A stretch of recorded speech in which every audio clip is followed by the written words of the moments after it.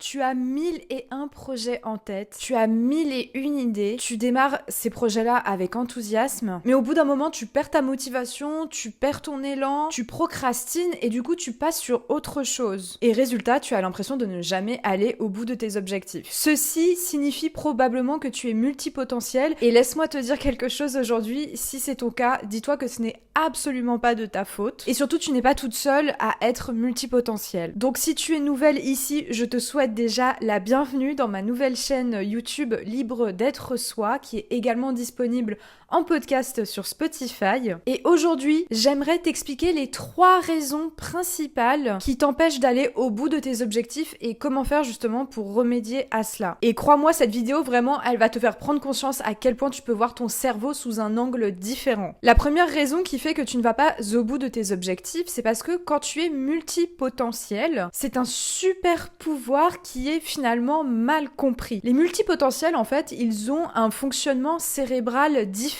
et leur curiosité vraiment débordante les pousse du coup à s'éparpiller et on pense du coup que ces personnes-là sont vraiment pas très bien structurés dans leur approche. Si tu es multipotentiel, ton cerveau, il fonctionne comme un explorateur. C'est-à-dire que quand tu découvres un nouveau sujet, tu es super motivé, puis dès que la nouveauté s'estompe, eh bien ton intérêt s'effondre. Et donc à ce moment-là, il y a 2 possibilités différentes, c'est que soit de 1, tu te forces à continuer d'aller au bout de ce projet, enfin du moins t'essayes de continuer à réaliser ce projet, mais sans enthousiasme, soit tu passes directement à autre chose, mais du coup ça laisse ton projet complètement inachevé. Imagine par exemple que tu es passionné de photographie, tu achètes un appareil, tu investis vraiment dans du bon matos, tu regardes plein de tutos sur YouTube, sur internet pour essayer de comprendre les rouages et comprendre en fait comment fonctionne le monde de la photographie et comment faire pour prendre de belles photos. Puis au bout d'un mois, tu décides d'apprendre à coder parce que t'es attiré par ça. Et donc tu mets la photo de côté et tu te mets à commencer un nouveau cycle avec la programmation. Donc le premier conseil que je pourrais te donner par rapport à ça pour continuer d'aller au bout de tes objectifs, c'est d'appliquer la méthode des cycles pour structurer ta curiosité.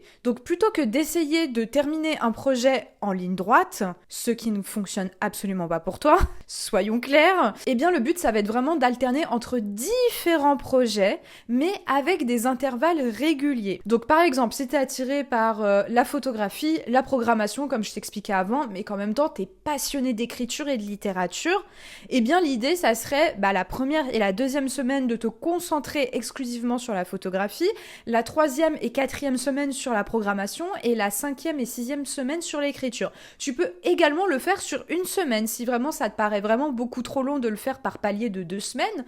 Donc par exemple, sur une semaine entière, tu vas te concentrer sur la photographie pendant 2 jours, puis les 2 autres jours suivants, donc lundi, mardi, c'est la photographie, le mercredi et le jeudi, tu te concentres sur la programmation, et le vendredi, enfin si t'as pas envie d'exploiter tes passions le week-end, et le vendredi, tu vas te concentrer sur l'écriture et la littérature, par exemple. Et ensuite, tu mets en boucle, en fait, cette méthode et ce cycle, en fait, c'est-à-dire que rebelote la semaine d'après, lundi, mardi, c'est photographie, mercredi, jeudi, c'est programmation, et le vendredi, c'est l'écriture et la littérature. Et si ce modèle ne te convient pas, tu peux revenir au modèle que je t'expliquais avant sur par palier de 2 semaines. Tu peux même également faire ça par palier de 3 mois, des cycles de 3 mois. Mais moi, je trouve que en tant que multipotentiel, en tant que multipassionné, 3 mois, c'est quand même assez long. Moi, j'ai un peu du mal à me dire que sur 90 jours, il va falloir que je me concentre seulement sur un objectif à la fois. En tant que multipotentiel, je pense que ce cycle-là de 90 jours est vraiment compliqué.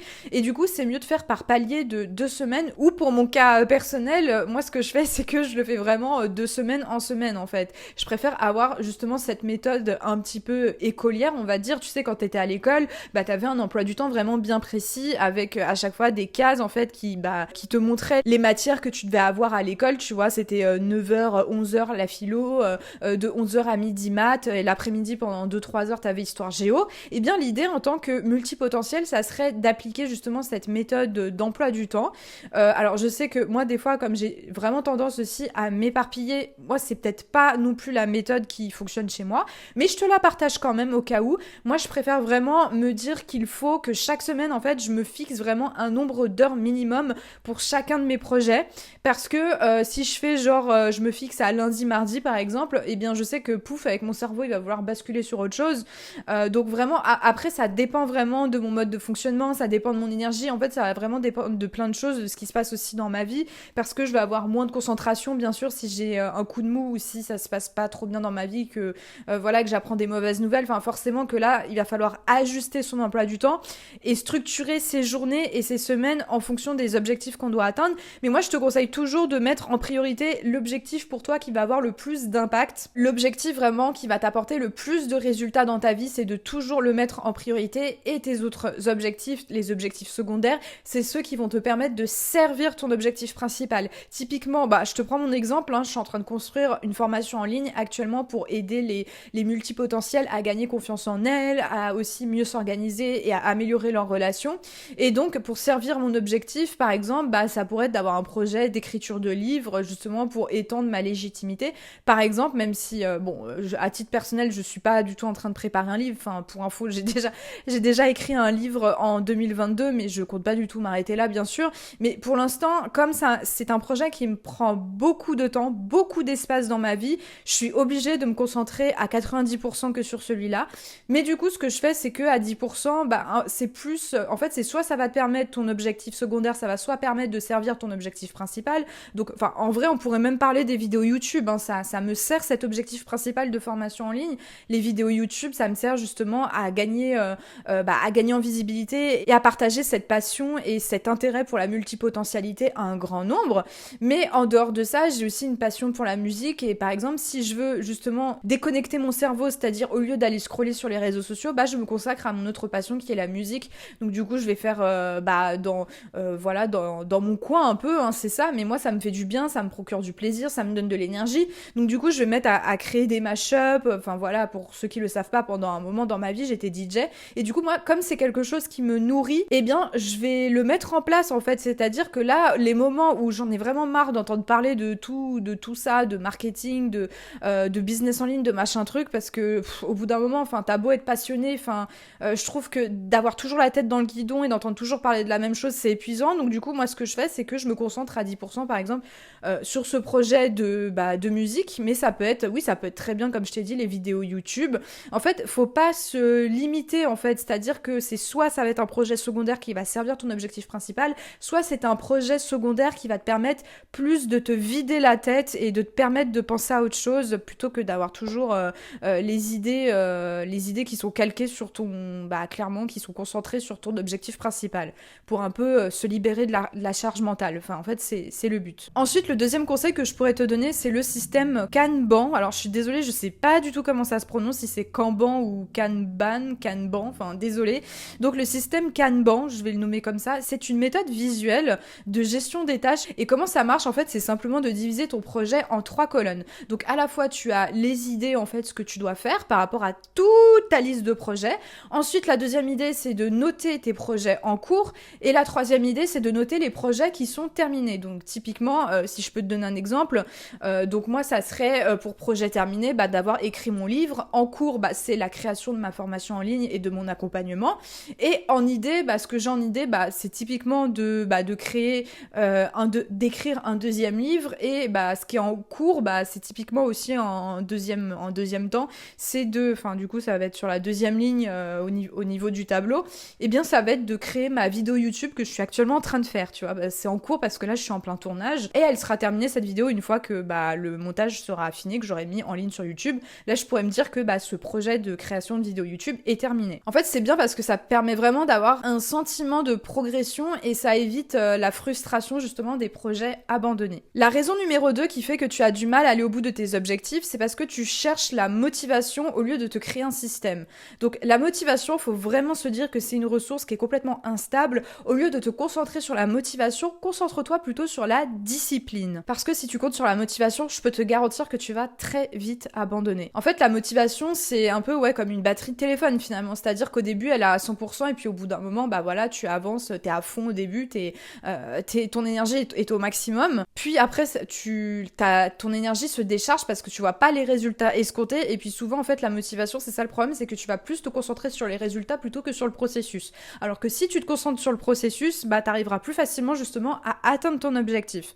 Donc si tu te concentres uniquement sur la motivation, tu vas procrastiner et par la suite tu vas te trouver des excuses en fait. Si par exemple tu vas apprendre une nouvelle langue, bah au début t'es tout excité, donc tu vas te fixer 2 heures, 2 heures par jour. Donc au début, la première fois tu vas réussir à t'y tenir, tu vas le faire peut-être la deuxième semaine, et puis au bout d'un moment tu vas te dire ah oui bon je vois pas les résultats escomptés ou ça me fatigue, j'ai envie de faire ma feignasse, hein, mais parce qu'on est tous comme ça en fait, c'est-à-dire que le cerveau, absolument aucun être humain n'est épargné par rapport à ça, le cerveau cherche toujours à se concentrer sur la tâche et l'activité qui va lui demander le moins d'énergie possible. Donc c'est normal qu'au bout d'un moment, tu as envie d'arrêter parce que ton cerveau, il fonctionne comme ça en fait. Donc si t'as pas vraiment cette discipline de vouloir continuer à atteindre ton objectif et surtout si t'as pas une raison émotionnelle derrière, comme par exemple, tu dois aller partir à l'étranger pour faire un voyage par exemple, tu dois partir, je sais pas moi, tu dois partir à Londres pendant 1 an pour faire un stage en fait, pour tes études, et bien là ça va vraiment te donner une raison d'apprendre cette langue en fait. Mais il faut que ça soit vraiment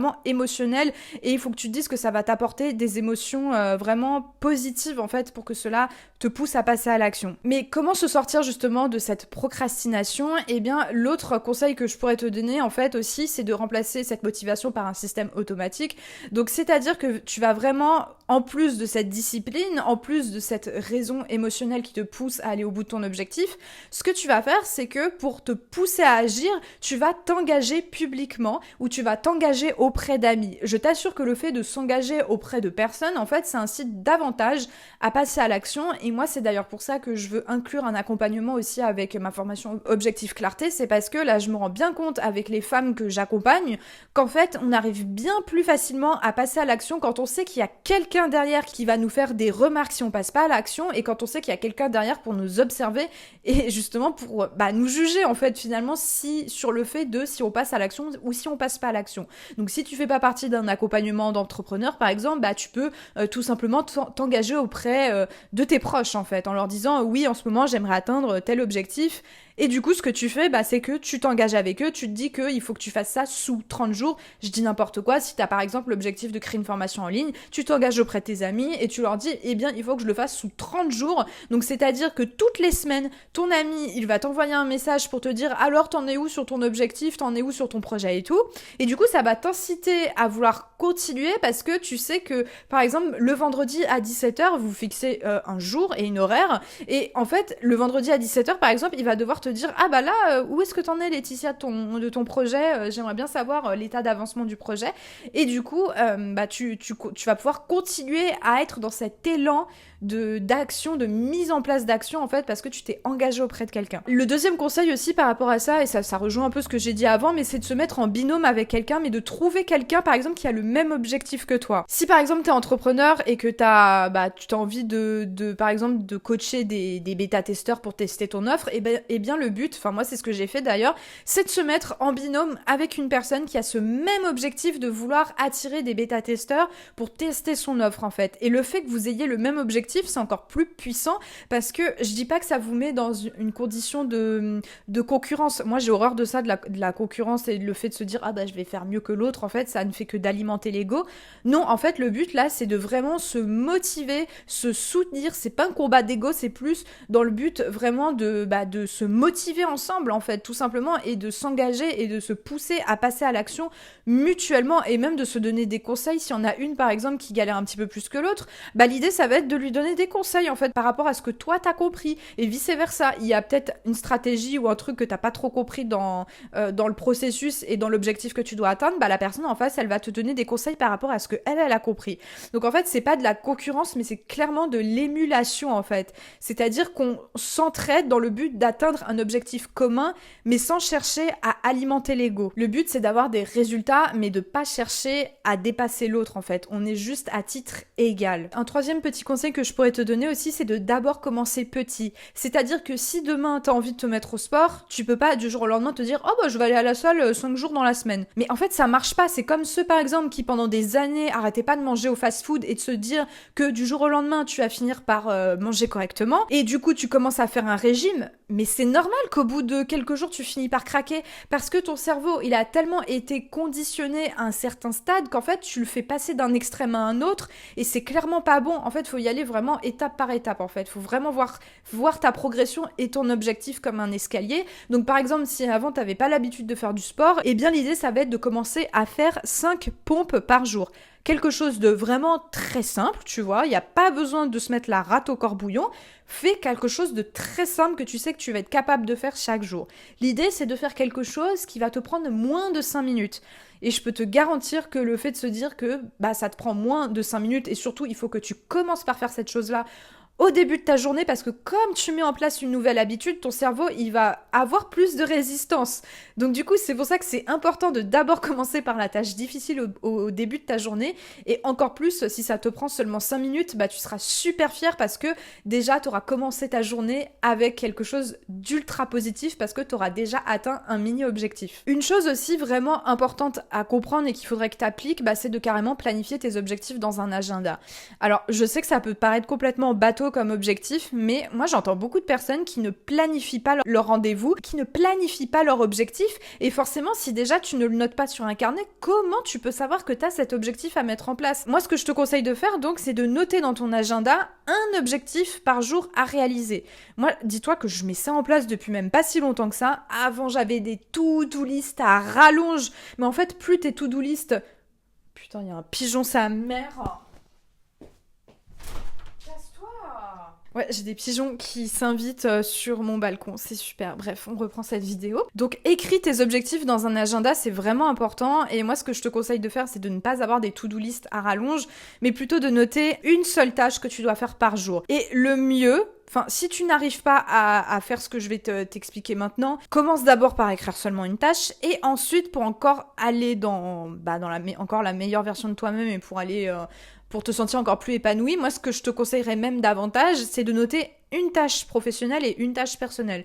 Genre, je sais pas, je dis n'importe quoi. Aujourd'hui, il faut que j'appelle un ami, voilà, pour prendre de ses nouvelles. Donc ça, aujourd'hui, c'est ma tâche personnelle. Et ma tâche professionnelle, ça va être de tourner une vidéo YouTube, par exemple. Ensuite, la troisième raison qui fait que tu n'arrives pas à aller au bout de tes objectifs, c'est que tu veux tout faire parfaitement et ça te paralyse. En fait, le perfectionnisme, le problème avec ça, c'est que ça t'empêche de passer à l'action. Et moi, ça m'a fait perdre énormément d'années. J'ai poussé vraiment mon objectif de créer une formation en ligne pendant trop de temps parce qu'en fait, je voulais tellement que tout soit parfait. Alors que bon, quand on regarde ma formation, des fois, j'ai une mèche, j'exagère un peu, mais j'ai une mèche qui part en cacahuète, j'ai un ongle qui est cassé, là, je bafouille, alors que j'ai pas d'autres moments au niveau de la vidéo où je parle un petit peu mieux. Enfin bref, en fait, il y a rien qui est parfait. Mais j'ai envie de te dire, même le plus grand entrepreneur du monde, voilà, il a toujours fait des choses imparfaites. Tu prends Tony Robbins, pareil, il a fait des choses imparfaites et pourtant regarde ce coach américain où il en est aujourd'hui. Enfin, c'est quand même incroyable tout ce qu'il a réussi à faire et pourtant il a fait des choses imparfaites.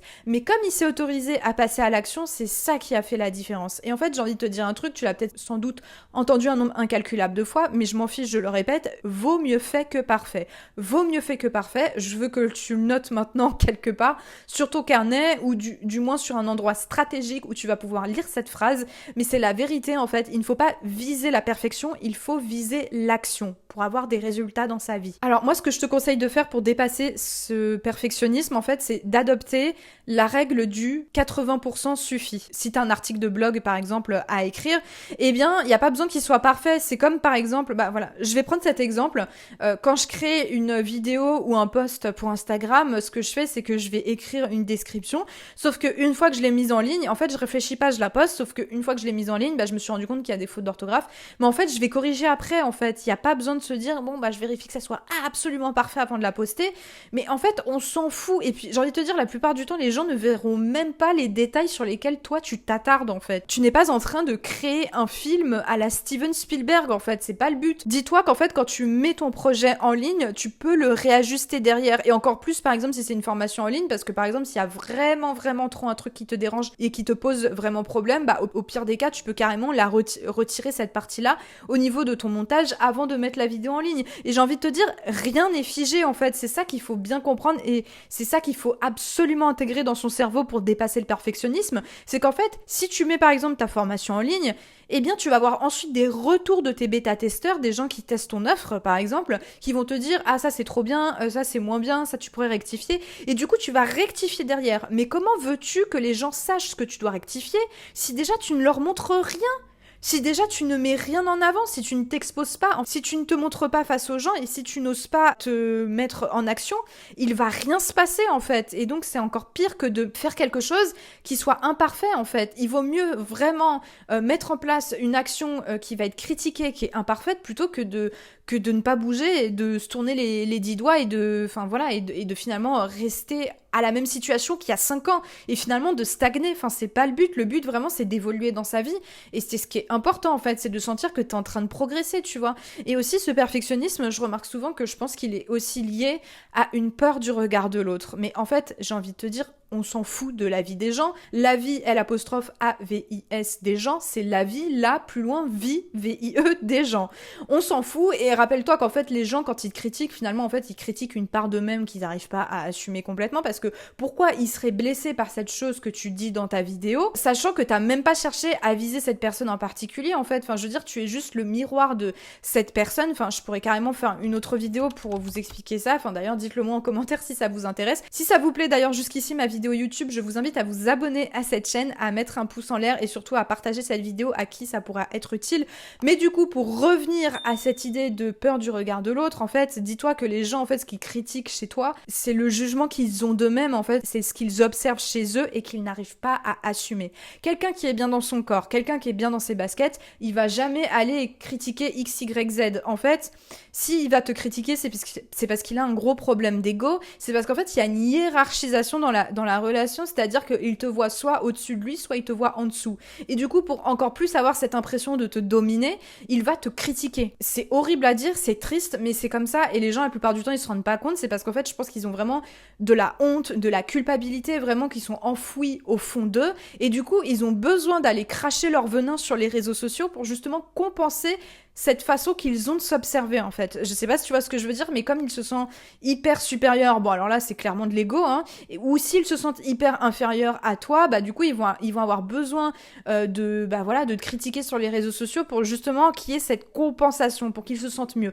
Il y a des gens, c'est triste à dire, mais ils n'ont pas d'autre moyen de se sentir bien dans leur peau qu'en critiquant les autres. Alors, nous, on veut surtout pas faire partie de cette catégorie, mais aussi, rappelle-toi que tes haters, bah, ça te permet aussi de gagner en visibilité. Finalement, avoir des haters sur les réseaux sociaux, c'est un point qui est positif. Bon, après, si t'as envie, et moi, c'est ce que je fais la plupart du temps, de pas alimenter cette haine, moi, je t'invite même carrément à supprimer, bien sûr, si le commentaire va trop loin.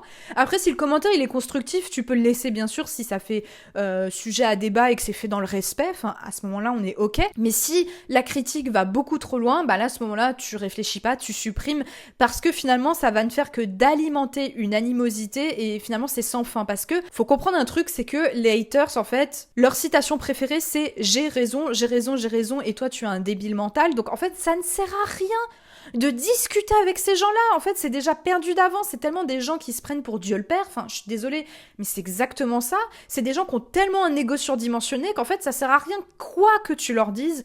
Quoi que tu leur dises, tu as tort et eux, ils ont raison. Donc en fait, c'est déjà un jeu qui est perdu d'avance. Ne rentre pas dans ce jeu justement parce que ça va ne faire que de t'épuiser, que de te faire perdre du temps, de te faire perdre de l'énergie. Et je t'assure que ce sont des efforts qui sont à émettre vraiment pour rien. Ça sert clairement à rien d'alimenter ce jeu-là.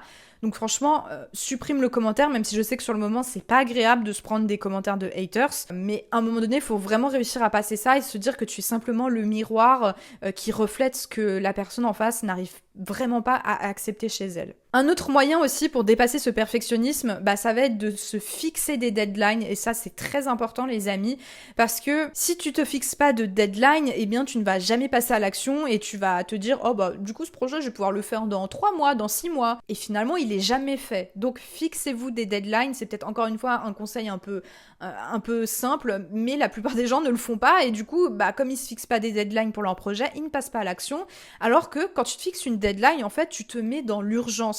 Et c'est ça qui est extraordinaire, je trouve, c'est que en se mettant dans l'urgence, ça te pousse à passer à l'action. Donc trouve-toi une raison émotionnelle, une raison, une urgence surtout qui va te pousser à passer à l'action pour entreprendre ce projet. Voilà les amis, cette vidéo touche à sa fin, j'espère vraiment qu'elle vous aura plu. Dis-moi en commentaire d'ailleurs toi quel est ton plus gros blocage actuellement et je me ferai une joie de pouvoir répondre à ta question ou à tes questions si t'en as plusieurs. Et en attendant un nouvel épisode de podcast et une nouvelle vidéo YouTube sur ma chaîne, je te fais de très gros bisous et je te dis à très vite sur Libre d'être soi. À bientôt!